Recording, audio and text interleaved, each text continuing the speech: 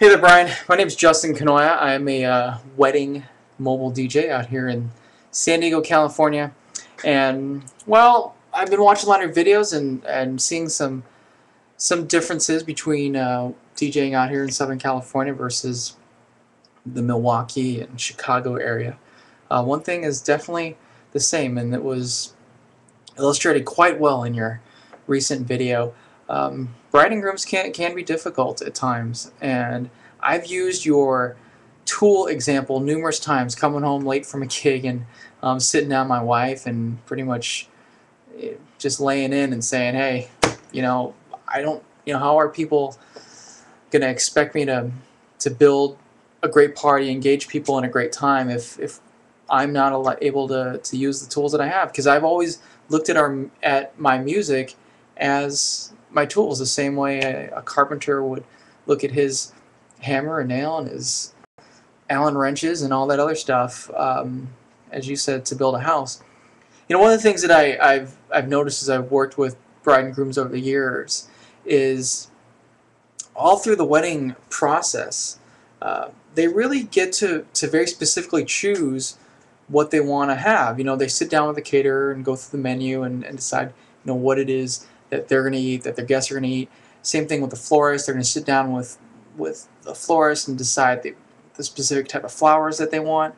And same thing with photographers. They're going to talk about the shots that they want, and they're going to, go through some other ideas.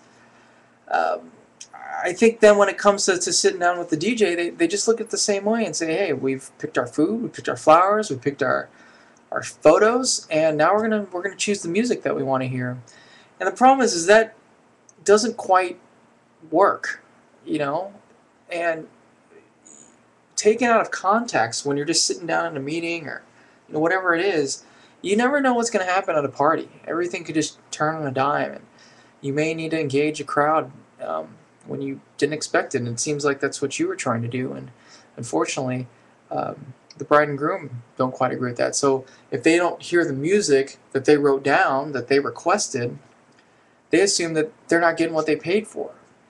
And ultimately what they really are paying you for, they're paying me for, and all those other mobiles out there, is they're paying for us to create a great atmosphere, a great party for them and their guests.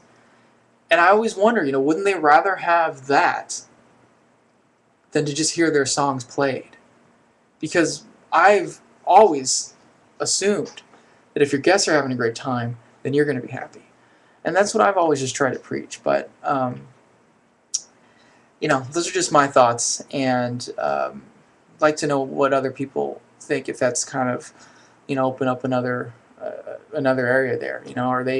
Are wedding clients treating the meeting with the DJ the same with everyone else, when the expectations shouldn't be quite the same? Anyway, Brian, thank you so much for your videos. I've enjoyed watching them. I know I've actually gotten a lot better at mixing because a lot of the tutorials that I've seen you do. And maybe next time I'll take you on a tour of my office. Get some CDs back there and all that other great stuff. But anyway, to everyone else out there, practice and enjoy.